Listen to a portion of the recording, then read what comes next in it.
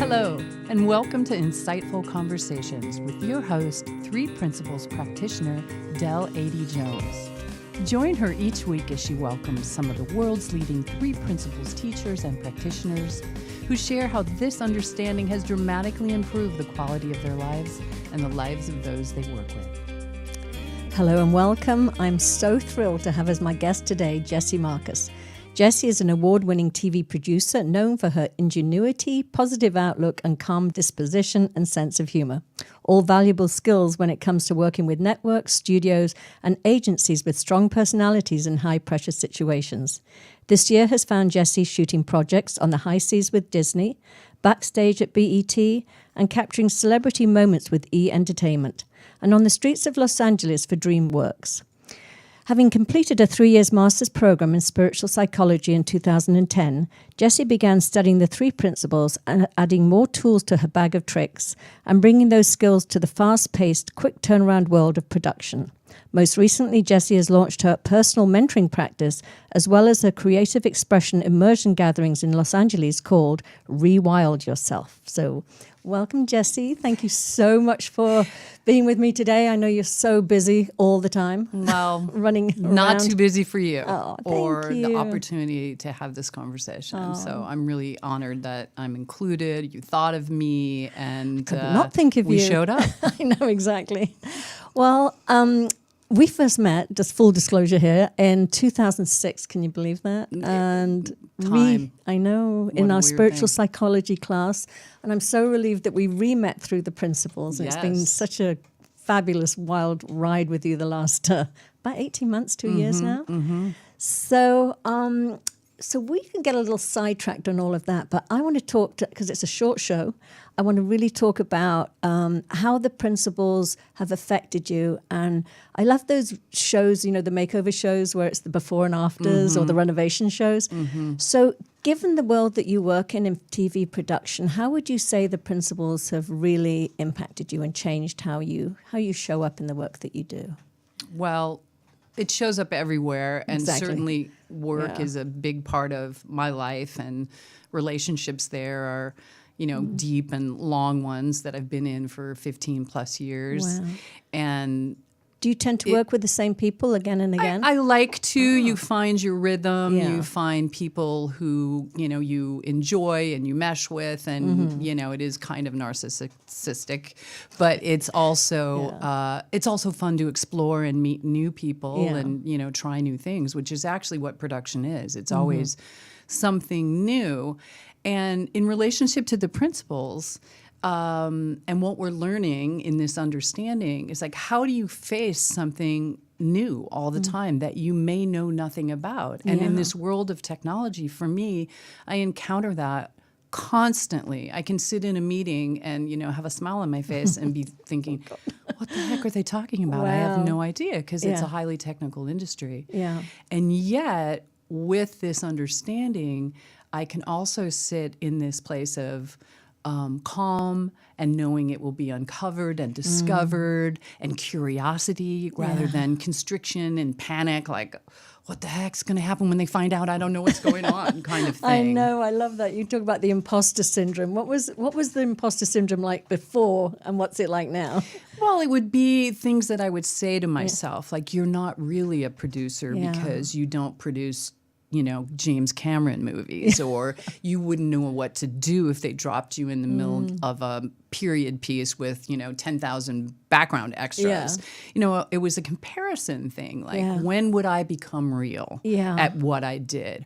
Or would the world be what acknowledged me being real? Do you know what I mean? Yeah. So I would discard, you know, the actual experiences that I had, the wisdom that I have, the knowledge that I have, because of some kind of stinking thinking going on inside my own mind.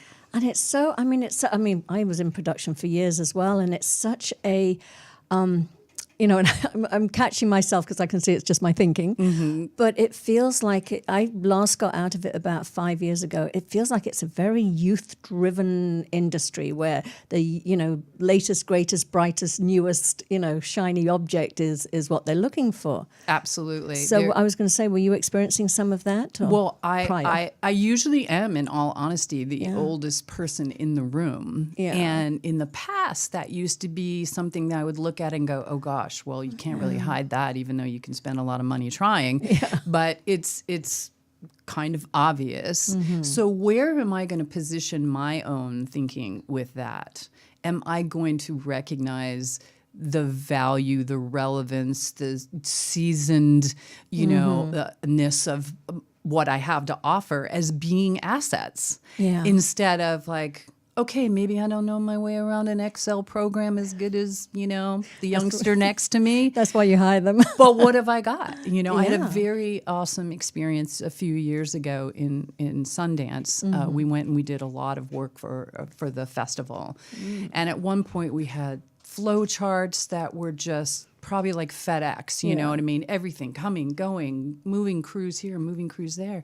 And I got overwhelmed. And I thought to myself, I don't know if I can do this. I don't know if I have anything to contribute. Wow. And someone said to me, you know, your job is really to bring the light, the lightness, the humanity to the experience. And at the end of that, one of the VPs of Sundance said to me, you're my spirit animal. And I thought, wow, I did my job. That's so beautiful. I did my love job. that. We got all the other stuff done, which Yeah. was important to be prepared for and have the systems in place. But what I was able to do and be came through. And that to me was pretty fantastic. That is amazing. I love that. It actually brought tears to my eyes a little bit then. It That's so matters how we beautiful. feel doing what we're doing. Exactly. You know, and to be valued for what you bring on that level. I mean, that's why I think I was a little bit like, wow, because, you know, as I say, my years in production, it was, you know, the bottom line. And, you know, they treat it like it's the most, you know, it's life or death sometimes. Exactly. We often say we're not curing cancer here. Let's exactly. not take it so seriously.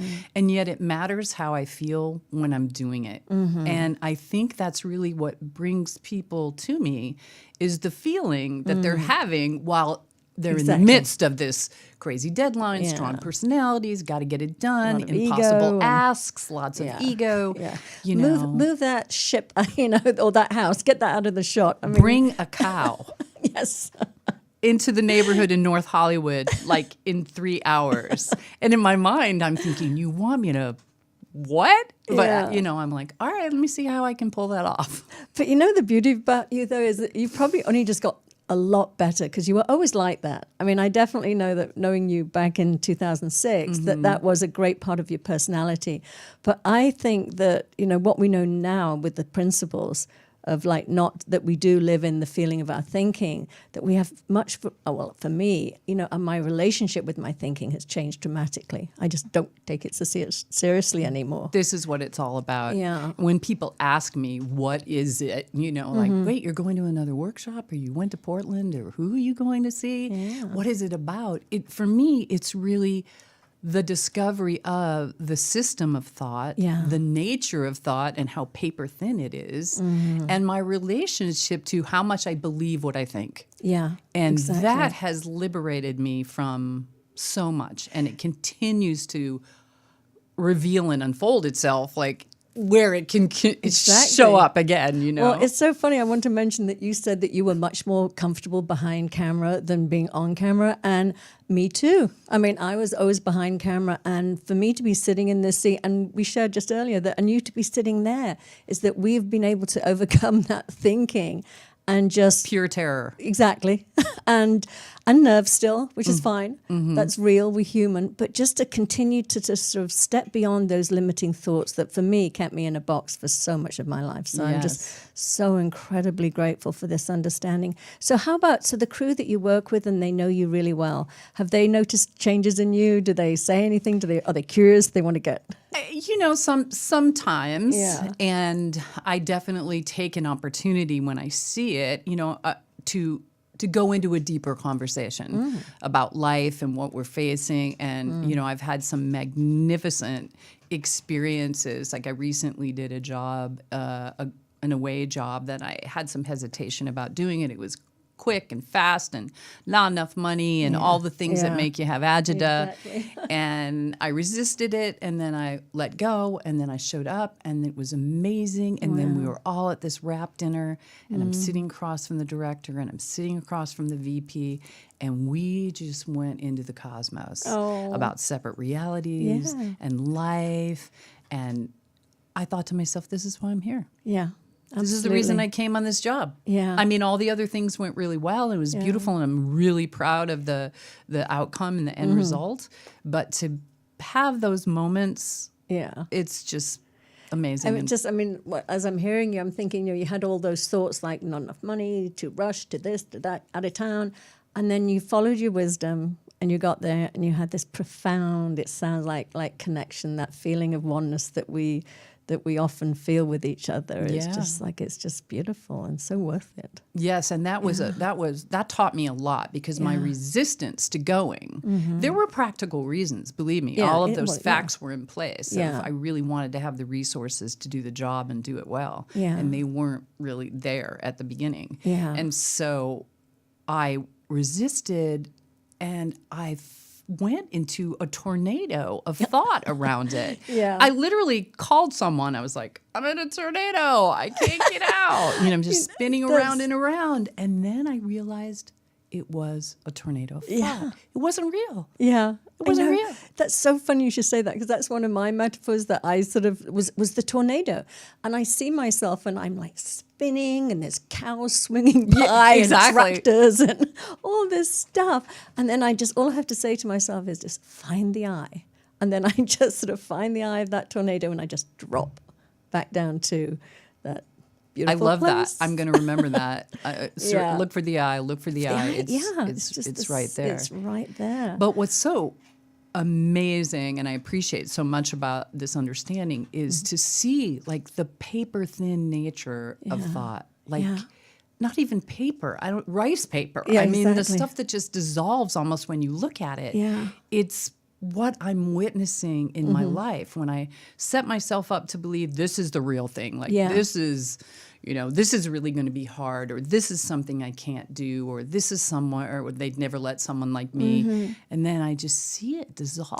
It's just such a beautiful, fascinating experience. Yeah. And also, I love when you say that, you know, there were factors like there wasn't going to be enough money to do the job right and things like that.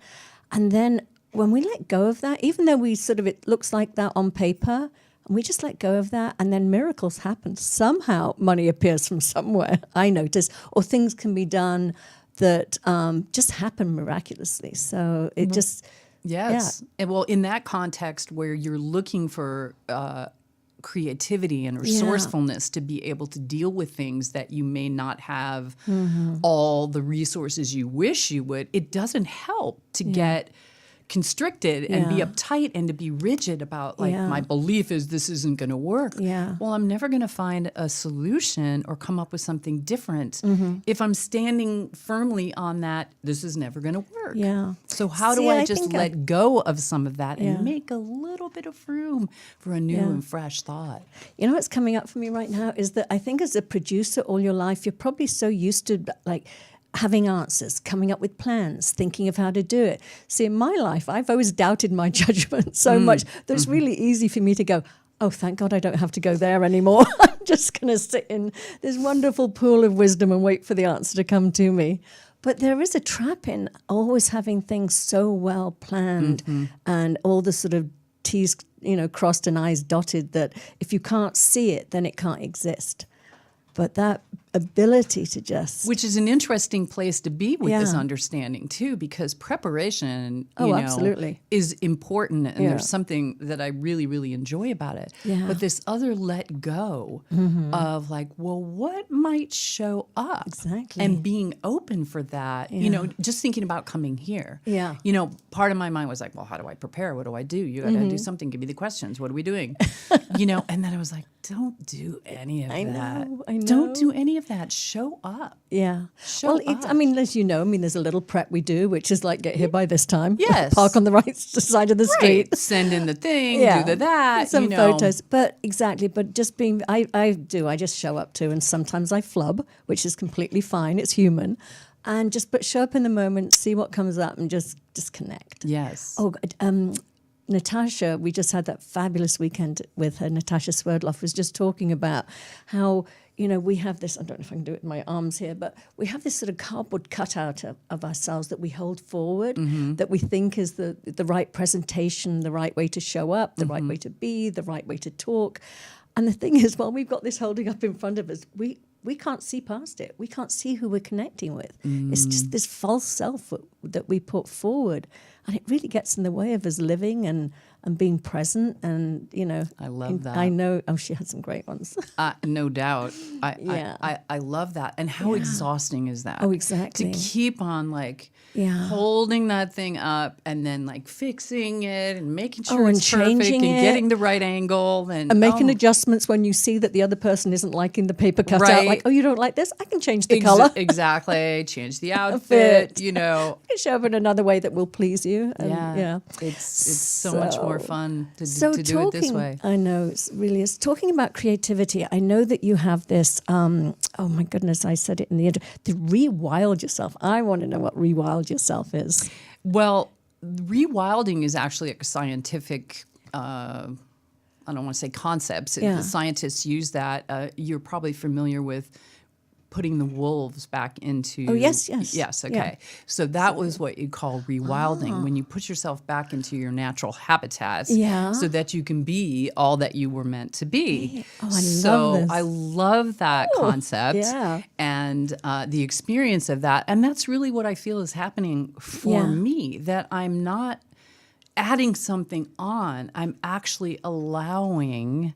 what is inside of me when I'm compelled to express, come out and not stop it, back to the cardboard cutout. You want to come out, then you smash into that cutout and you're like, oh, this is as far as I can go. Yes, totally. So I've done a lot of work the last few years in expressive art.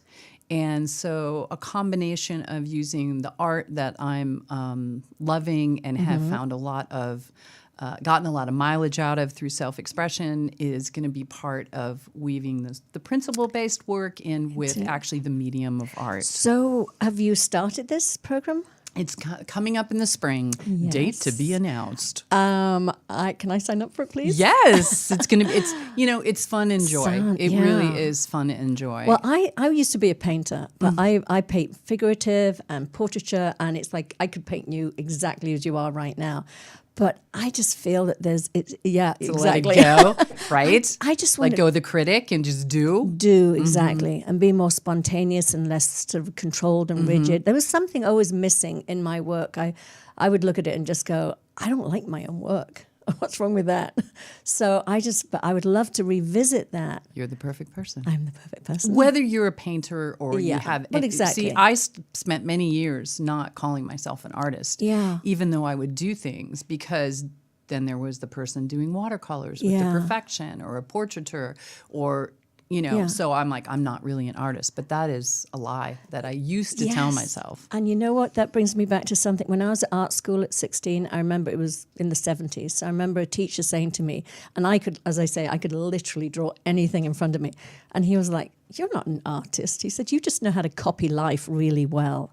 So I took that. Crushed your spirit. Absolutely, but he said it once. I've repeated it to myself 1,000 million times over the years, just hearing that if I wasn't creating from my imagination, then I wasn't an artist. So look what we do to ourselves. We just pigeonhole ourselves and limit ourselves. Years ago, someone that we know, drawer, handed out these bumper stickers. Yeah. And I still have it, and I didn't really understand it. I had a sense of it, but to the depth of which now we are doing this work and really see it, you don't have to believe everything you think. Yeah. And just to get to a point where you're considering that, where you're considering maybe that isn't true. Maybe that's a lie someone told you once and you've told yourself 1,000 times.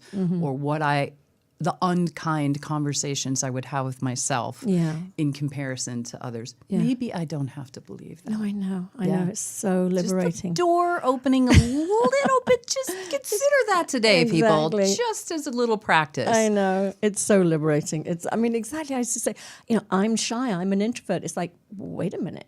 I don't have to be that. If that was just a thought that I was believing for years, I can let that one go. Yes. Not to say it doesn't have a bad habit of coming back every now and again, but again, just to question whether it's really true or not. Yeah, and you can be an introvert. That can be who you are. It's not Exactly. saying anyone has to change or become something that they're not. But the questioning of this thought-driven experience we have that's determining how we feel and interpret our life as good or bad. Exactly. To have some perspective on that is really awesome. And I think Dickon pointed to that this weekend, which is not to it's to play with whatever is. Just play. Just like babies, little toddlers, they just play. They might have thoughts, but they don't let it limit them. They just play. So another word I love with that too is curiosity. Yes, absolutely. Curiosity allows you to explore. Just explore. Yeah. It's not about the outcome. It's about the exploration and discovery. And I love that. Be curious about what your mind is telling you. Yeah. And another word, now we're on to words, innocently. I love that. Innocently. When somebody said to me, we've been innocently believing these thoughts, I felt so bad about myself that the second somebody said innocently, I was like, really? I don't have to pretend? Yes. Because it was innocent? Yes. I don't, I can let go of that. Helps us with others too. Exactly. That's so true. My brother's not listening. Just kidding. I got a few not listening too. But just that separate realities. Everybody's doing the best they can do with the thinking they have in the moment. Exactly. And, we're innocently just, bumping up against each other, not knowing we're living that sort of bubble of, thought-created reality. Yes. So before we close, I want you to talk about, I know you were invited by Barbara Patterson, who we adore and love, and you are going to be part of her Beyond Limits Business Summit. Yes, April 3rd in Los Angeles. Yeah. I mean, you say Barb, I get the chills. Yeah. One of my mentors, growing friendship, immediate love. Yeah. I'm just an amazing person in this world, doing this work, having conversations in business and in life. barbpatterson.com, go check her out. And yes, I've been invited with some other business leaders to be part of this panel, which is going to be an open discussion and an opportunity to look at how we do our business and can we really do it, from this knowing, and yes, we can, and understanding, less efforting, more creativity, more productivity, and more joy, spontaneity, freedom, fun. Yes. I know. Well, I'll be there for sure because I went to the last one in Portland and it was just amazing. And you meet all these people that are doing incredible things in the business world that, from my perspective, I used to have thought that it has to be serious and it has all these deadlines and you could see that people are having so much fun. Having a good time. And that this works, this is business we're talking about, but it's life. No, exactly. It's 100% life. And if you don't have a business or you don't think of yourself as a CFO, COO, all the C letters you can think of, it doesn't matter because this is really about life and how you engage with life. So exactly. Come on, come all. I bought my 21-year-old son to the one in Portland, and I mean he's definitely not a businessman, but I just knew that he would get a flavor for what we're talking about, regardless, as you say, what context it's in. Yes. But it's just for me to see business people actually relaxing and enjoying their work, because it used to be, I have to go to work. It was such stress and pressure and things, and to see people actually having fun doing what they love and doing amazing things in the world. And being inspired. Exactly. Yes. That reminds me, I'm going to bring Dustin, my son. Yeah. If you're listening, you're coming. April 3rd. Mark your calendar. Well, I will definitely be there April 3rd. So I know there was talk of the podcast. So where's Still that? in the brainstorming stages. Yeah. Yes. I come from radio Yeah, as I well. know. I did radio for 3 or 4 years Yeah. in this market and really enjoyed it. A lot of interviewing of New York Times bestselling authors, people that are still in the, self-help world today. I was just going to say, name some of the names. I know we've had this Marianne conversation. Williamson, Deepak, Wayne Dyer. Wow. I mean, Wonderful. Name it. Brian Weiss. Just went on and on and on. I was very fortunate to be able to do that and sit in a room across. I'm like, I don't know if anybody's listening, but this must be for me. It's so funny. That's exactly what I'm doing here. It's Yes. like, I'm thinking I get to once a week sit in front of somebody and talk about my favorite thing, which is the principles. Exactly. And have so much fun and just get it out there too. So I remember you telling. Good job for you to be doing it. you. I'm sure whatever you had to push past or whatever edge you went up against to do it. Awesome. Yeah. Well, I always feel there's this part of me. It's like, okay, ego, Del, out the way. We're it's just like out the way. Yeah. No time for this. Whatever you're feeling, just move over. But I just want to really thank you today, Jessie, for coming, because it was, believe it or not, a little bit of a difficult day for me. So this show is in honor of my mother, who passed away a year ago today. I feel you. Oh my gosh. I know. My mom last Wednesday, 2 years. Oh, wow. Okay. I really understand. Yeah. Yeah. So as my To sister our said, moms. I know, absolutely. And so this is what was it? She said the last of the firsts. I thought it was so brilliantly put. The last So of it's the first. Yeah, so it's a full year, but she's in my heart. And I Yes. thank her so much for getting me here. She had a big part in that, not besides giving birth. Yes. No. But the just woman her you are spirit. today. Yeah, I get her it. Me too. spirit. And it was a wild and wacky ride, but appreciate everything. I'm honored to be here. It's Oh, perfect. thank you, Jessie. It's perfect.